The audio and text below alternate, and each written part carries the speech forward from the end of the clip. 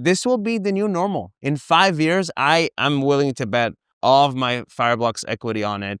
Well, maybe not all of it, but most of my Fireblocks equity on it, that 5 years from now, there will not be any exchange that won't have something already tokenized, if not all of it. And I think people need to understand that money is, money movement. Let's say that's about $100 trillion worth of market you can try to capture, okay? Alternative assets that could be tokenized, that's 570 trillion, right? That's almost 6 times what you can do in payments, you can actually do in tokenized assets. Welcome to Tokenized, the show focused on stablecoins and the institutional adoption of tokenized real-world assets. And this time, we're live.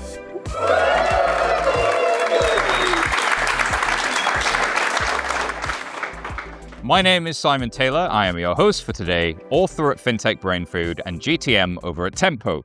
Let's introduce our guest for today. First, on the app, it's a returning Ran Goldstein, aka Goldi, SVP of Payments and Network over at Fireblocks. How you doing, Goldi? Good, Simon. Amazing to be here in this live show. I mean, this is more exciting than any episode I've ever been in any podcast. Thank you for having me. You're so welcome, my friend. Also joining us is Garrett Harper, Head of Partnerships at Comms over at Squads. How you doing, Garrett? I'm doing great. Thanks for having me on. Huge fan of the show. Oh, likewise. Fan of Squads and what you guys are building.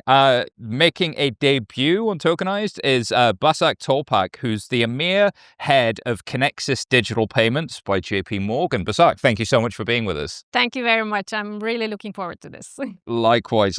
All right, 2 quick bits before we get into the content. I need to remind you that views of contributors today are their opinions and don't necessarily reflect those of the companies they represent. Please don't take anything we say as tax, legal, financial, or investment advice. Do your own research. And of course, a huge shout out and thank you to our headline sponsors, Fireblocks and Visa, for making this all possible, and the Squads supporting it as well. And CMS for hosting us. All right, the first story came from just about everywhere if you use social media. And if you don't and you live in a bubble, then good for you. But stablecoin issuers are fighting in all-out war on social media to become Hyperliquid's stablecoin partner. So, if you're not familiar with Hyperliquid, this is the decentralized derivatives markets that's got over 50% market share, and today it controls 5.5 billion of USDC, which is about 7.5% of the supply, and this bidding war is playing out in real time. Imagine an RFP, but with crypto Twitter. It's wild. There might be a cat meme that ends up swinging the votes. Absolutely incredible. Of course, you've got Paxos and Frax and native markets all out there bidding for it. But one person bidding for it is, of course, Agora. And we have Nick Van Eck from Agora to talk about it. So, Nick, do you want to give some perspective on the Agora bid and USDH? Thank you, Nick, for joining the show. Yeah, thank you for having me. So, a little bit more perspective on our bid, and maybe I'll give you a little bit of the timeline of events, right? So this ticker proposal and release came out last Friday. Very shortly after that was announced, Native Markets submitted a bid where it's a very Hyperliquid native team, but they themselves are not an issuer and would work with Stripe to be an issuer. And so, we saw an opportunity, right? Hyperliquid is one of the most active trading ecosystems, not just in crypto, but I would say probably the world, like outside of just on-chain finance. And you need an institutional grade provider to actually service this. There's about 5.5 billion of USDC on Hyperliquid today. And so you need to have 24/7 fiat rails, some of the largest global custodian banks to actually support money movement, trading, minting, and redemption on this environment. And so we submitted our bid. Think we're one of the very few institutional grade issuers that can support this type of project, similar to Paxos. And yeah, it's a little bit of context on our bid. Thank you. So my question to you is this a good thing for TradFi that all of this stuff plays out in public? And what's your perspective? Because you bridge those worlds in kind of a unique way.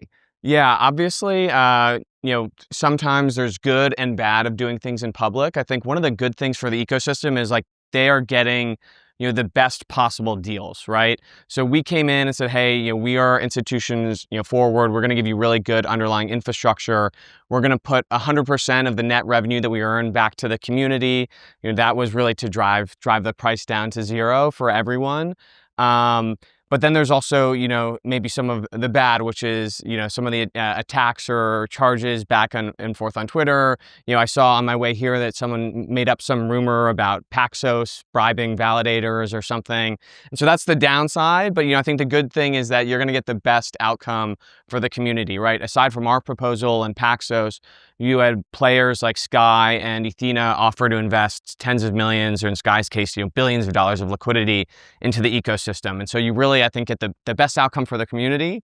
But it is a little bit performative. It is indeed. Well, Nick, I know you got a plane to catch. So ladies and gentlemen, please thank Nick Van Eck for being here in person. Thank you. Goldi, going to come to you first on this. Just help me unpack for somebody that's maybe more in the payments industry or hasn't been exposed to Hyperliquid. Why is this important that you would have an enshrined stablecoin on some sort of network? What are those economics really looking like? Well, first of all, it isn't. I think that this is what people, I guess, don't understand is that Hyperliquid obviously is right now probably the most amazing product launch of the year. Probably they've overtaken NASDAQ in terms of revenue, right, as an exchange. Do they need their own? That's a wild stat. Do they need their own stable coin? Do they need someone else's stable coin? It's not really clear to me why. I do understand that obviously they want to take care of their community, and they actually do want to have something that all these offers from Agora, from Paxos, from Circle as well. It will benefit their community. Great. And they can do so much with it if obviously they control it. I think what they've done is genius, because this happens all the time in financial markets, in traditional financial markets. It happens in crypto as well. There's a large company, they want to launch something, they publish an RFP. It's usually a secret. Yeah. This, right? It's usually a Getting secret. on the RFP is usually like 90% of the battle. Exactly. What happened here that Hyperliquid did, opened this up to everyone and made sure that, again, Nick was talking about all the battles and fights. I'm 100% sure Paxos is not bribing anyone. I've been working with Paxos for a decade. That's not their thing. But putting everything out is super interesting, because was that the original purpose of blockchain and crypto in the first place, to make sure everything is transparent? So I'm really happy that this is happening. I'm still not 100% certain how all of this will unfold. What I am concerned about, I'll tell you that, is that people think that the stablecoin economy should be not only free, it should pay them. Yeah. And what people don't understand is that this economy right now is being subsidized by VCs. Okay, and and it's great that Hyperliquid is asking for all these issuers for more and more incentives. And I think everyone had a great yield offering for the community and for Hyperliquid itself. But what happens when interest does go down eventually? When the music stops. It sounds a lot like 2022, 23, where, sort of everything's easy when the assets are going up, a little harder when they're going down. Garrett, round this out for me from you get this wonderful neutral observer perspective to this, but you're building serious businesses, neobanks on chain. What does this mean for you?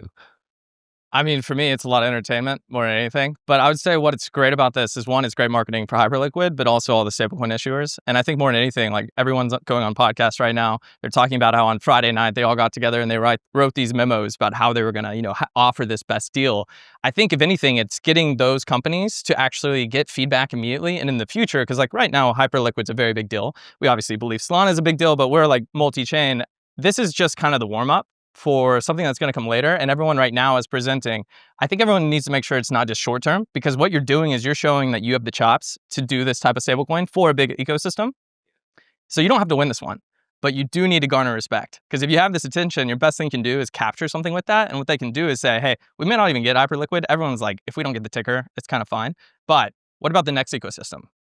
That's what I would be thinking about. We were in the conversation, we were taken seriously, and we can support institutional grade levels of volume. And I think that's kind of fascinating that people are trying to make that position and make that case. If something is generating more revenue than NASDAQ, it's big, it's important.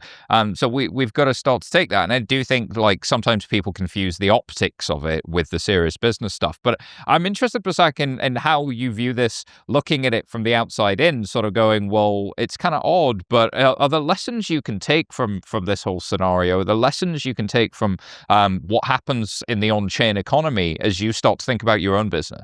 Yeah, absolutely. And when I first saw the news, I was like, oh, maybe we should. Yeah. Are we missing something? You should. GPMD yeah. on Yes, yeah, bid. why I'm not? here for it. Look, I think the message is here that everyone is looking at payments taking its place at the infrastructure level, right? The economics of payments is quite fascinating, actually. And I think, people who are in the business of payments know this the best, right? And then questions like what happens when interest rates go down is, I think, a spot on point. But sometimes it's all about being embedded. Yeah. Right? And then you look at other models to make it happen, right? Yeah, so once you've got market share, you've got distribution, and the business model might change over time. So do you think there's something different about this cycle versus 21 and 2017? We've had bull runs before. Is the stablecoin side of it, some of the tokenization side of it, feel any different to you from like an institution's perspective? Yeah, absolutely, it does. And I think we are beginning to see, for us, for our, private permissioned on-chain business, it's always been about obviously regulated, payments business, tokenized assets, and public blockchains have been mostly about crypto, right? Crypto dynamics, on and off ramps, enabling crypto industry. But I think with stablecoins, we're seeing that shift and more fintechs coming into this. I think we're now really looking at, public blockchains taking this place for payment, being a payment rail. And I think that shifts the dynamics. People are now genuinely looking at, okay, this is not just about crypto. Crypto is there as well, but there are other things. Yeah, I would concur with that. I think, look, if I look at the volumes on Fireblocks, which we have about 70% of our clients are, those institutions, the banks, the fintechs, whatnot, their volume on stablecoins this year is going to be $2.6 trillion we're going to process out of $5 trillion we're going to process in general. And if I double click into payments, just to tell you why I think this is different, if you double click into payments, right now, the payment company's volume on Fireblocks is about 100 billion a month. About 50% of that is payouts and on-off ramps. Now, that volume of payouts and on-off ramps did not exist 2 years ago. Wow. And it's actually coming, and it's interesting to unpack this maybe even later, but it's coming from the grassroots. It's from actually users actually asking to get paid out in different locations. It's actually more and more on-ramps that have come to life over the last 2 years. So I do believe this is very different. And I do believe that in the next, let's call that, bear market or crypto winter or whatever it will be called by then, whatever, thing will happen that will give it the name. I think this will survive that, and it will create a new, sort of like a new baseline. There's a new durable business model, and when there's pull from the last mile, when there's pull from the user, and if they're crawling through glass to get this product, what happens when people start to make it easier? So how do you think about that, Garrett, and kind of the stablecoin pull? Are you seeing that in your own business? Oh, definitely. The last 18 months have been absolutely insane. Not just from like our own product, but the whole industry. Like, you're seeing every bank, every fintech's getting interested, whether like, I'm sure you guys are talking to these companies all the time. We know you are. You've come into the space. If anything, now we have more evangelists than ever. Like, all these people working in fintech are now in the space talking about stablecoins. So I think it's an absolutely huge change. We started in about 2021. And at the time, it was all about like native tokens, programs, DAOs. Everybody had to be a decentralized, autonomous organization. A lot of those companies did not have stablecoins at all. And at the time, it's like, if you had a stablecoin, it wasn't going to be the US dollar. That was like the opposite of crypto. So it was just in the last like year and a half, 2 years that people even realize that no, dollars are actually like what is happening with stablecoins. Like that is the use case right now. And we're seeing that from our teams that are on Solana, but we're also seeing it from importers and exporters, people in South America. Like we have a consumer app now and people are getting paid. They might be in South America, Brazil, Bolivia. They're getting paid by US companies because we're all in a remote economy now. They're getting paid in stablecoins. They keep it in dollars and now they can spend it anywhere. Whereas used to, you bring a friend to crypto, they can't do anything with it. You just have to say like deposit into a protocol, and they have no idea what that is. Oh, so I don't know. Hands up if you've used EtherFi or Pyra or any of those apps. All right, so 2 hands going up in the room, 3 or 4, 5.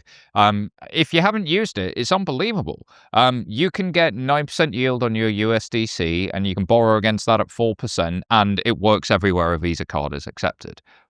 Why wouldn't you want that product? It's an incredible product. And maybe those yield figures start to go away over time, but then you've got the distribution, to your point. And if that's available in Bolivia and that's available in Argentina, then that's a product that was not as easily available in those markets and was a lot harder to get distribution. And I think that's what a lot of people miss.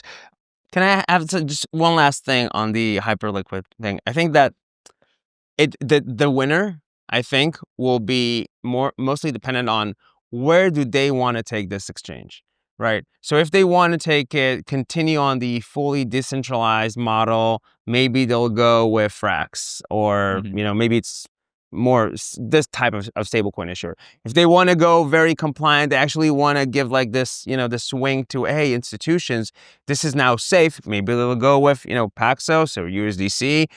The company, Circle is now a public company, right? USDC to $2. So, I mean, maybe they'll go with that. I think it's more up to, they're making a whole show about this, and I believe them that this is what they wanted to do, but I think at the end of the day, they will probably pick whatever is right for their, strategic plan.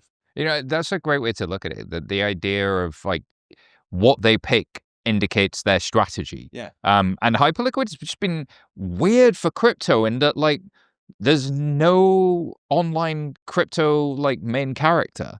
In fact, the main character is the opposite of a main character. Very shy, very retiring, don't see him at conferences, but quietly just crushing. And maybe there's something to be said for that approach as well. Like maybe that's the next gen of crypto, is like a little bit less crypto Twitter and a little bit more like institutional focus. So I'm going to insert our ad break here and thank our sponsors, and we'll be right back with our next story. This episode, if it isn't already obvious, is sponsored by our friends at Visa, the leader in digital payments. Visa's Tokenized Asset Platform, or VTAP, uses smart contracts and cryptography to help banks bring fiat currencies on-chain, whether it's launching a stablecoin or deposit tokens or something else. VTAP allows financial institutions to issue fiat-backed tokens, improving financial efficiency and enabling programmable finance. Check out the links in this episode's description to express your interest in VTAP. This episode is also brought to you by Bridge, a Stripe company. Businesses need easier global money movement. Bridge is the stablecoin orchestration platform that makes it simple to receive, store, issue, and spend using stablecoins. Companies like X, Shopify, and AirTM already use Bridge to lower their costs, simplify their global treasury operations, and expand their global reach. Learn how you can grow your business with instant global money movement using stablecoins at bridge.xyz. Tokenized is also brought to you by our friends at Centrifuge. Through every crypto cycle, Centrifuge has been building, and today they are the market leader in tokenized real-world assets. Back in 2017, they were one of the first to mint a stablecoin backed by real-world assets with Maker. They're now launched an RWA lending capability with Aave, which is over $1 billion in total value locked. And Centrifuge works with major institutional partners to tokenize and distribute their funds. From treasuries to credit strategies, Centrifuge connects traditional finance to decentralized markets, creating new ways to access and put capital to work. Centrifuge is more than simply part of a tokenization wave. They've been kind of driving it in many, many ways. Whether you're an asset manager or a fintech exploring tokenization or a stablecoin allocator seeking high quality institutional yield, look no further than Centrifuge. Thank you very much to our sponsors. Next story comes from Ledger Insights, and Ant Group and Ant Financial are going to use Kinexys by JP Morgan for real-time foreign exchange settlement on the blockchain.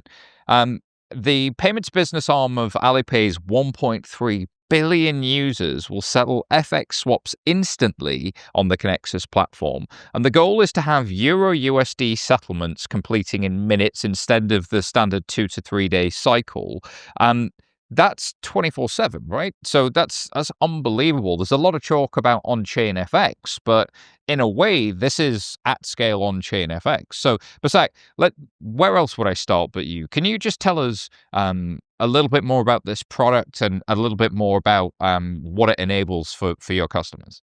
Sure, absolutely. So the on-chain FX is provided on Kinexys Digital Payments platform. So that's JP Morgan's private permissioned EVM compatible chain, which has been live since 2019. We process about $3 billion a day on this network for our clients, for JP Morgan clients. And Financial has been on the journey with us for a very long time, has been using our platform for a very long time. And we've basically added on features and use cases on our platform. We started with dollars in 2019. We added euros in 2023. Earlier this year, we added sterling, Hong Kong dollar, and CNY. And obviously, with that comes FX, very natural next step. And, as we were saying earlier as well, those whose business is moving money service businesses, banks, etc., that's where it really makes a difference for them, ability to settle 24/7, as well as doing the FX, so that they don't need to sit on a currency unless they really need it, right? Not just in case, but just in time, do what is needed. Public holidays, out of hours, etc. And money moves globally 24/7 for these companies like Ant. So that's what the product is. And we're really excited about, adding these features in, and we're really seeing the use cases and use. Unbelievable. I mean, if my maths is anywhere near right, that's over $1 trillion annual run rate of total processed volume. So if stablecoin kind of companies are sort of getting past the 5 billion annually, there's several laps you're doing around them at that stage, although being one of the world's largest banks is a bit of a cheat code, I suppose. But there's the other interesting thing you said there was your EVM compatible chain. I think that's something that people miss in Kinexys quite a lot, is that you have optionality in the future. So I'm interested in how you think about tokenization of payments and how you think about where these features start to go from closed loop to open loop, because I imagine for JP Morgan clients, there's a lot of value you can give them just on what you're already offering. But I saw earlier in the year the JP Morgan deposit token, JPMD. So is there some attempt here to learn what opening up that loop would look like? Absolutely. Simon, open loop networks has been on our literature for a very long time. So it's definitely... One made it move from literature to reality. Yeah. So we did our first attempt in 2023 with Project Guardian. That's when we did a tokenized deposit exchange on Polygon. But that was a preview, and we knew that it was just going to be preview at the time. But we held the vision to make it happen. And then, of course, when the environment changed, recently, it was like we have to do it. Of course, the stablecoin hype also helped to put some fire under this. It's always been our vision, but things need to come together to make it happen. And that's where we are. So we think of it as definitely see the need for private networks. It will continue. We also see the need for account-based products. Accounts will continue to exist, but we also see the need for bank deposit to exist on public networks in token form. And that's why we issued JPMD for institutional use cases. And what would be the barriers that you see to being able to actually do that today? Sort of what are the challenges for the existing on-chain ecosystem to think about solving? For a tier 1 GSIB to meaningfully use on-chain networks, strikes me that there are probably some privacy challenges, probably some other things. How would you rank those challenges that need to be overcome? Yeah. So what our expectation is when we launch this product, we're probably going to see take up from existing digital asset ecosystem players who are already comfortable with being on being on chain, and they have infrastructure on chain, so they can hold this additional ERC20 token, right, which is a bank deposit. Great, and it's also integrated seamlessly with their deposit accounts with JP Morgan. So we see that being a easier adoption use case. And then we'll start with immediate use cases will be things like keeping it as collateral, making margin payments, right? Keeping it as a reserve so that you pay for your margin as and when needed on chain. A lot of these are still taking place off chain on bank accounts.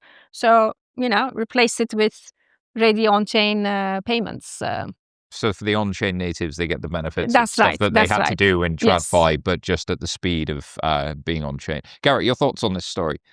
Yeah, I think like my biggest takeaway from it is just it's kind of beautiful now that we had, I think, like 2 funnels. The first funnel was anybody that wanted to get into new digital assets came into crypto, and then you had stablecoins kind of take off. And really, what that brought in is just people that wanted to accept dollars, right? And now you have banks getting into this game with tokenized deposits, which I think is absolutely huge. Like we know if that starts to take off, that's going to be one of the biggest funnels, if not the biggest funnel in the world. So now you have these 3 funnels that are working together, and with stablecoins, they're actually interoperable.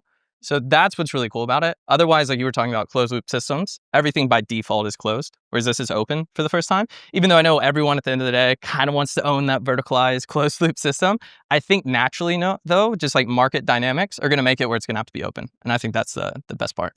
Yeah, I think that's putting tempo hat on for a second. I think that's a misnomer for a lot of folks. Like the market narrative is everybody wants to vertically integrate and own all of the economics, but like actually my experience is no, they don't. Everybody wants to be your frenemy. Like they want to own some economics, but they want to do business with you because they recognize the flywheel effect. I mean, it's like you and I both come from banking world where you go to Sibos, where your biggest competitors are your best customers. Yeah. Like that is normal. We should expect that to be the case. Goldi, your thoughts? Yeah, I think, the reason this is so interesting is that, first of all, FX on-chain has been on everyone's radar. Mm-hmm. And if you look at, specifically, by the way, in Latin America, where the companies, you got BRL1, for example. I don't know if you're familiar with that. That's like a stable coin that in Brazilian real has about $1 billion Brazilian real right now in AUM, I believe,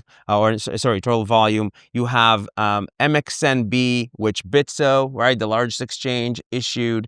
And if you think about this, all of them are sort of like really trying to capture another merchant, another importer or exporter, and suddenly JP Morgan brings Ant Financial. Boom, right? It's like this game of stratego. I don't know how it's called in English, but like, everyone's moving their pawns a bit, and then you bring like this huge, carrier, boom, called Ant Financial. Because Ant Financial, I don't know how much people are familiar with this. It's the largest fintech in the world. Yeah. Right? So they're 1.3 billion users. Yeah. 1.3 billion users. Just keep saying. Yeah, it just keeps saying that, right? It's like, it's bigger than the stablecoin sandwich. But in a way, when you say Ant Financial, you're actually saying a revenue that is about, I don't think it's public. I think at the Ant Group, you can look at Alibaba, try to do some math, but it's about, $20 billion worth of revenue. About 35 to 40% of that is just payments. If now some of that will eventually move to JPM Kinexys, that is massive. And what it tells me is that this battle for on-chain FX that's happening, I've seen it mostly happening right now in Latin America between, again, the Brazilian real, the Mexican peso, Colombian COP. You see Banco Colombia, they also issue their own stablecoins. The banks, we were talking about the banks who are your frenemies, right? They all have JPM accounts. They're all connected to you guys. They are also issuing their own stablecoins because they want to partake in this. They want to capture the FX, and now JP is moving their carrier into the map. This is going to be very interesting. I think that 2026 is going to be the on-chain FX year. This is going to be cool. It's going to be line grab. I know we've got some of the folks from Velocity.xyz in the room as well, and there's on-chain FX, and there's a whole bunch of companies in that whole category. And I almost observe it as like this interesting barbell, as you were saying, of like you've got the kindling of these small exotic currencies, local issuers starting to do on-chain FX, following the last mile, following where the market pull was. Exotics were always very hard for the correspondent banking system to get into, versus the correspondent banking system that itself is tokenizing. One might imagine that these two paths start to converge at some point in the line. But so how are you thinking about the economics of on-chain FX, both from an institution's perspective, from your perspective, but also to a client? Like, how do you make that case? Sure. So, the case is simple, right? So you don't need to pre-fund a specific currency waiting for a payout to happen, right? These fintechs obviously keep currency pots to make payouts, but then the necessity of an on-chain FX comes when they need to make additional payments. So they need, for example, euro liquidity that they haven't estimated, right? So they can immediately do that as and when needed, which means they can reduce the buffers in terms of how much they need to keep in each currency pot, right? So that's the economic effect of sort of using on-chain FX. It drains the nostrils at long last. It's been the promise for a long time, but we've never quite made it there. Garrett, any other thoughts on the story? Yeah. For us right now, too, I think this is going to be extremely relevant, like you said, in 2026. I think it's funny, like this was probably talked about years ago, but it's just now that we actually have the technology, the infrastructure, the players like Bridge, everybody that's come to the space, the orchestrators, the competition, and like fees are coming down. Because like I feel like it used to be hard probably to go to clients and convince them, like you can tell them this story, but like one, do they believe it? One, or they think you're a little crazy, what are you talking about putting this on chain, putting it on tokens? And I think we're actually at the point now, whereas like if this was 2 years ago, I think everyone would be questioning like, is this gonna end in some ways? We're past that. Yeah. And I think that's the biggest thing. And you can actually go to clients now and you can not only point to like names, people are starting to understand it. I mean, part of it's because you have these podcasts, but you have people like you that are bringing it to everyone. So that to me is just awesome because it trickles down now from both ends. Because I think at one point you had to have crypto start from the bottom up, whereas like the users kind of demand it, especially from South America and different regions. But now you have people in North America, some of the biggest banks. I mean, you see the incentives, like there is money to play here. There are cost savings, and you guys are helping lead that. So I find it fascinating that the crypto natives probably just misunderstood Kinexys and City token services and what HSBC's done quite dramatically because they didn't necessarily understand the value of having a closed loop blockchain. It's like, doesn't that defeat the purpose? Isn't this supposed to be decentralized? And to them I say, well, you've clearly never worked in correspondent banking, because if I had 62 mainframes just trying to get those to sync up, then generally you're using Swift to do that. It's like, couldn't you just build a database? Oh, sweet summer child. Have you ever tried to implement IT in production in a bank? Oh, no, you haven't. I see. Simon, what's the average time of a system in a bank, an IT system? It's 27 years. 27 years is the average time from deployment until it gets replaced by a different system. So I totally relate to what you're saying. If it ever does. If it ever does, exactly, right? There are people, there was like this article on Bloomberg, I think like 3-4 months ago, on how there's a real shortage of people who know Fortran that can come and solve bugs in mainframes of banks. And some of them are now moving to blockchain just because the people who are handling support are dying. Well, and so why ever... No, that's literally true. This is real. You can look it up. There's also a group called the COBOL Cowboys. These are people who can write COBOL code in their 70s and 80s that occasionally come out of semi-retirement for multi-millions dollars to go fix and debug code. Absolutely wild. AI is helping some of that now, but the goal is to keep those mainframes running, and then this blockchain thing actually ends up being this really useful abstraction above your 50, 60, 70 markets, where I've got this golden source of all of my liquidity around the world. It's a treasury management team's dream. It's an ALM team's dream. This is the kind of thing that I think people miss about that. And actually branding it as Kinexys and Onyx and all of those things and taking it to market as a bank product was right for the market in 23. And I think you can change the marketing of it over time. So what should we expect from the next few weeks and months? Can you share anything about where Kinexys is going and what you're looking forward to do with this product with Ant and others? Sure. So we had Ant start using it, but we also had a few others. For example, Corpay started using our platform as well. Again, very similar, starting with dollars, a sterling payout. So use cases are definitely building up. We also see a lot of potential for programmable payments. And that's been something that we've been trying to. So this is not just about 24/7, but programmable payments, right? That's the kind of pitch all the time. And we've been really working hard on programmable payments part. What does and that that's mean? happening. For now, it's still just a buzzword in the space. No, it's no one's actually doing programmable payments. What does that mean for you? Yes, yeah. So it is happening. So we also launched very recently with Trimont, which is a loan service provider in the US. So they are using our platform to facilitate payouts to the loan for their loan payouts, and that uses our programmable payments function.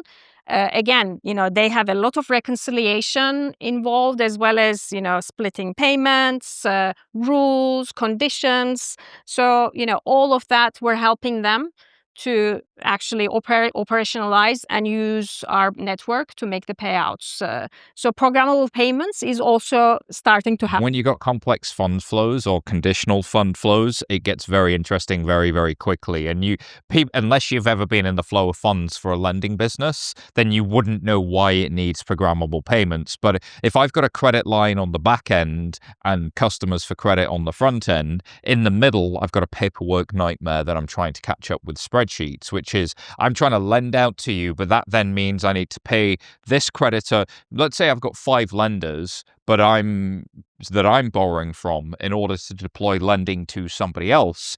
Every time I receive a payment, I have to pay my staff, and then I have to pay all of the other things, all of my other lenders, and I have to figure out who gets paid what in what order, and that's based on a contract which is written on a piece of paper.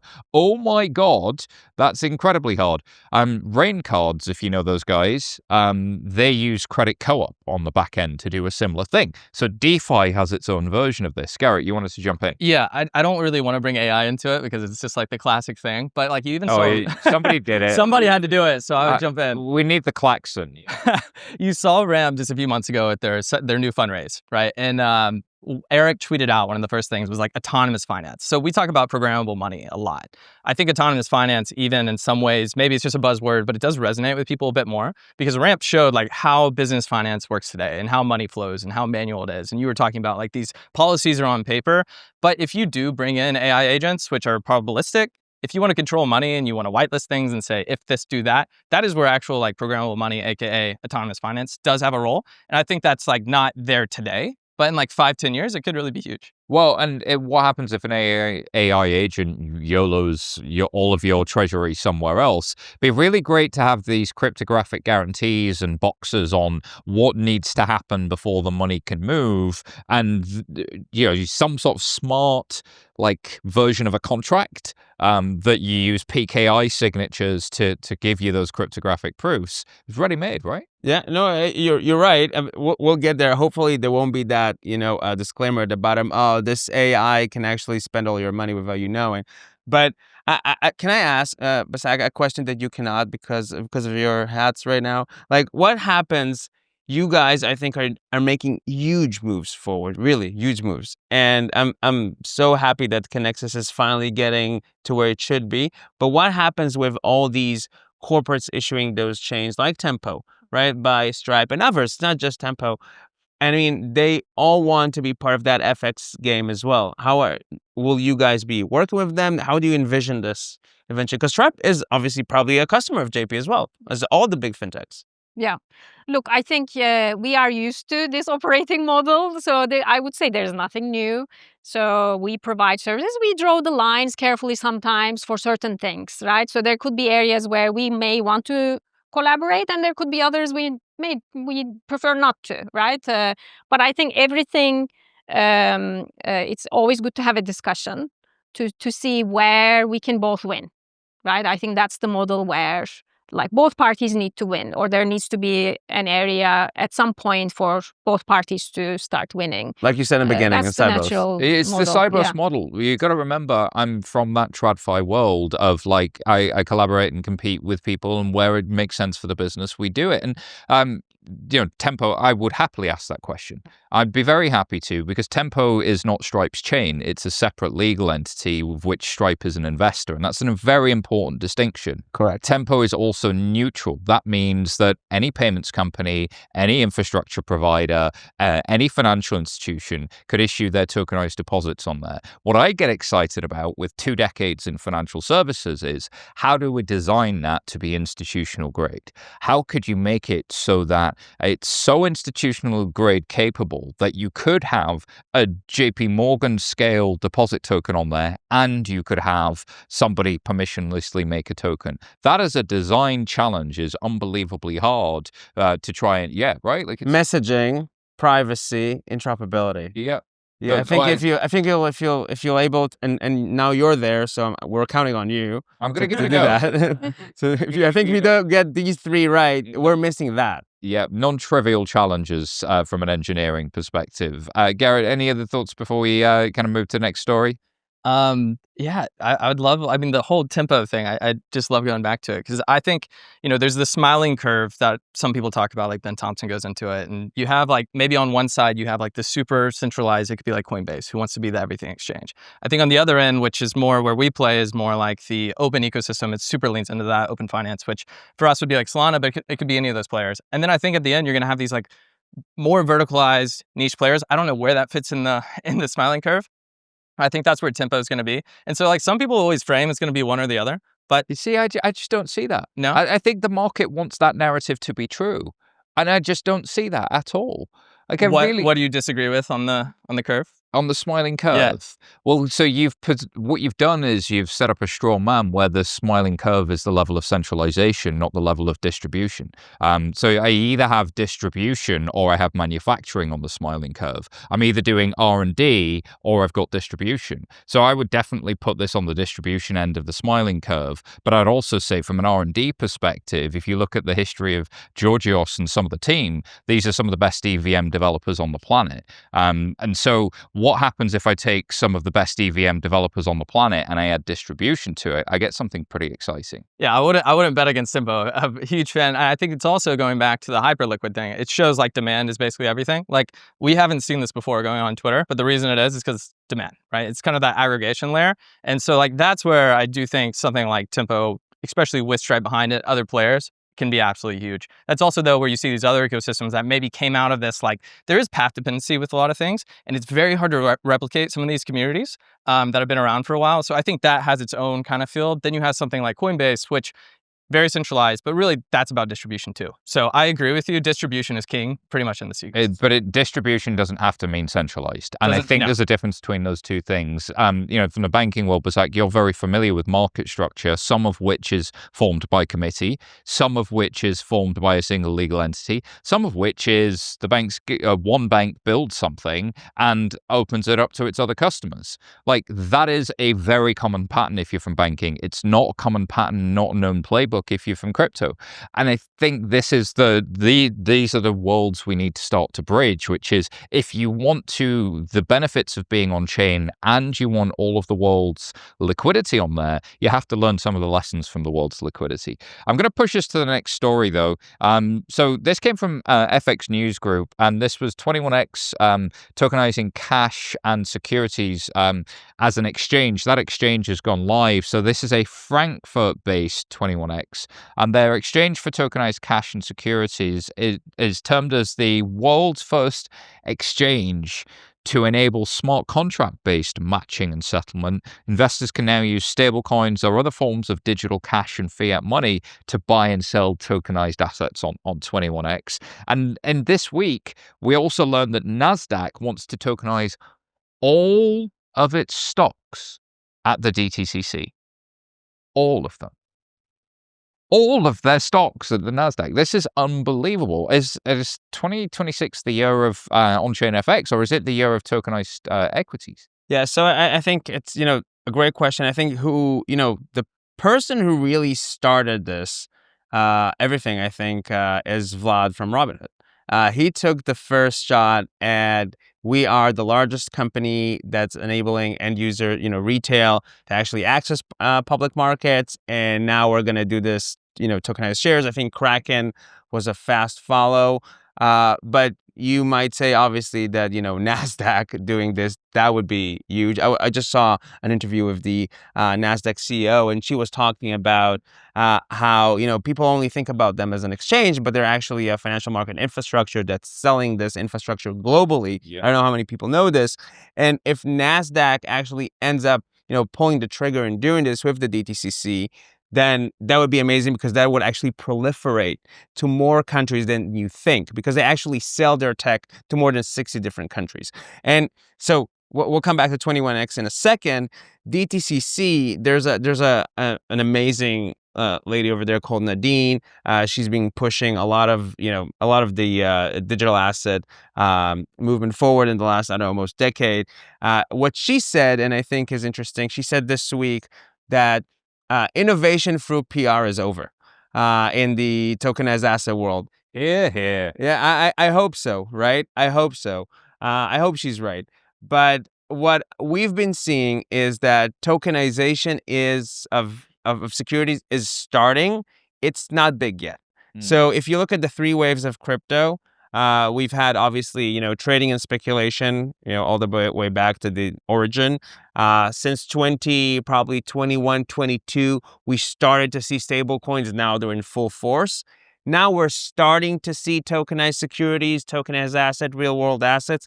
I think we'll only see them at full force in 27, just because we have the regulation, but not we were just talking about this, that there's no financial market infrastructure regulation in the US, for example, for digital assets. There is for licensing. There is when 21x says they're the first regulated exchange to do this, they're right and they're wrong in a way, right? They're right because it's the first time that there's actually a license to talk about this, and they're the first one that got it. And I think that's amazing, by the way. They launched it this week. We were very proud to support them, by the way. That runs on Fireblocks, so we're super happy for them.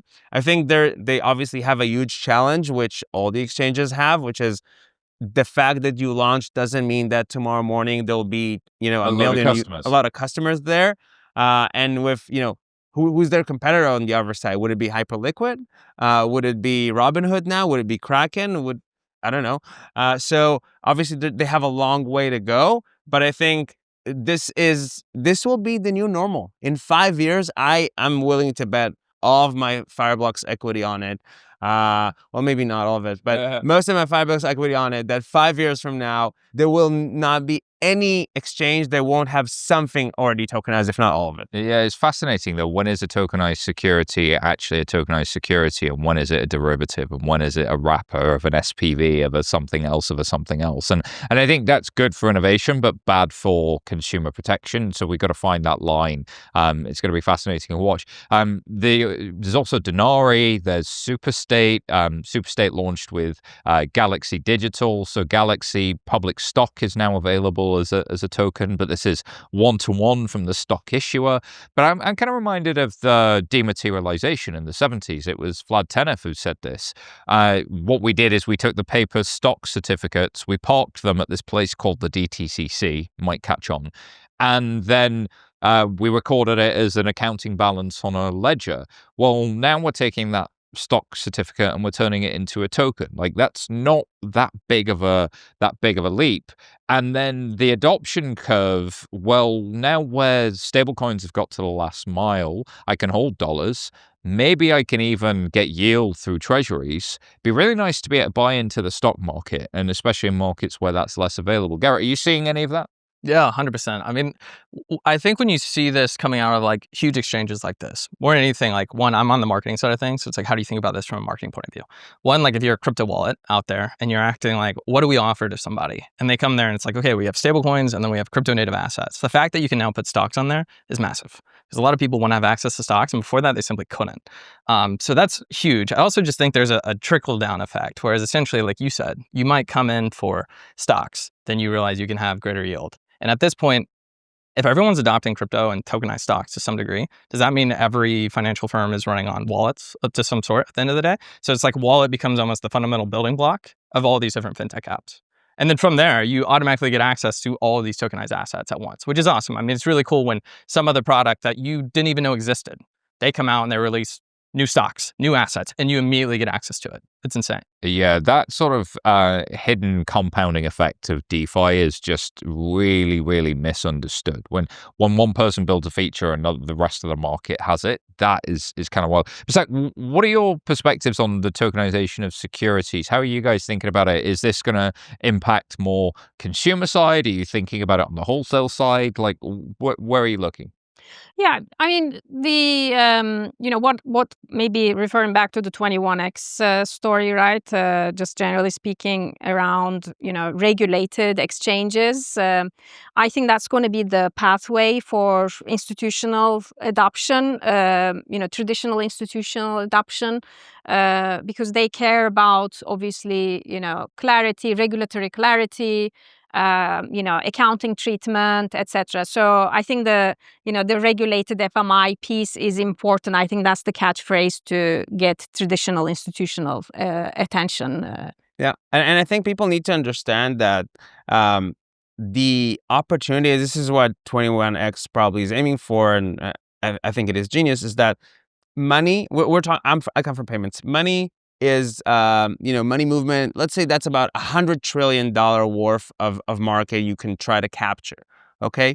Alternative assets that could be tokenized, that's 570 trillion, right? That's almost 6 times what you can do in payments, you can actually do in tokenized assets, okay? So when 21x has done that, they're basically saying, it's great that payments and stable coins are going live right now, and all of these people coming in. We're targeting that 5x bigger market of tokenized assets, and I think this is why Nasdaq wants to do it. I think this is why we'll see all of these exchanges globally ending up doing it. That's probably the biggest opportunity that's out there. It does sound like a huge opportunity. Any other thoughts on like the institutional side, Garrett? How are you viewing that? Are you viewing that as something that you'd welcome? Do you see it as something that your customers are going to want?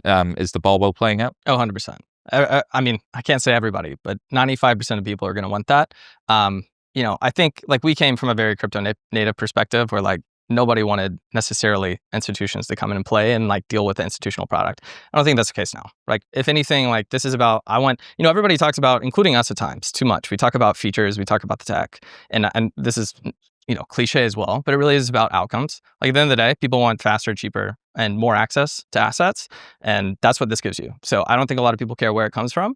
The thing you do want to do is like you care about your consumers and keep them safe. So that's where like you as a builder do need to care about like what you're building on and who you partner with. I think that's a really great place to leave it, because the responsibility of building this stuff is a little bit less YOLO and a little bit like mind how you go, because there's definitely something to be said for like, you can't just build stuff and throw it out into the open if you're the consumer brand. I think trust really, really matters, and consumers are going to want brands that they trust.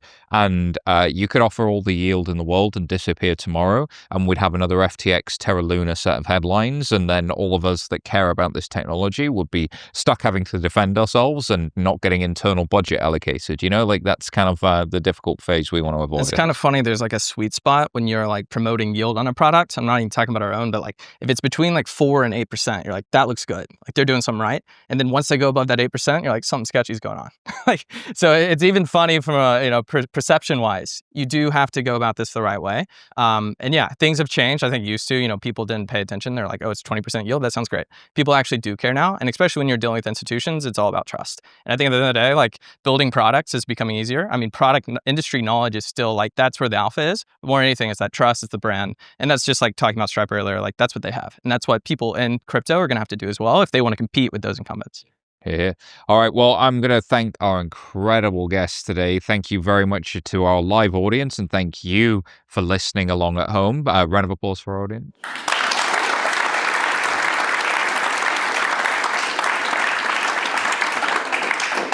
Goldi, where can people find out more about you and Fireblocks? Well, obviously, you can look at us up at fireblocks.com. You can look at me at LinkedIn, Rand Goldi, or on X, Rand Goldi. Garrett? Squads.io and Garrett Harper on Twitter. Basak? jpmorgan.com/Kinexys, and on LinkedIn, Basak Toprak. Amazing. You'll find me at SY Taylor on Twitter or LinkedIn. You'll also find me at fintechbrainfood.com and tempo.xyz. If you haven't already, subscribe to the show. Firstly, what are you doing in this live audience? That's weird. Secondly, please hit that subscribe button. It really helps us. And leave a review too. And your homework for today is to tell one other person to do the same thing. I trust you, and I believe that you can do it. Thank you so much to the team and the panelists. Thank you to everybody that put this event together, to our sponsors, and to CMS for hosting us. This has been an incredible show. It's time for some lunch and that all-important networking. Let's get food, people.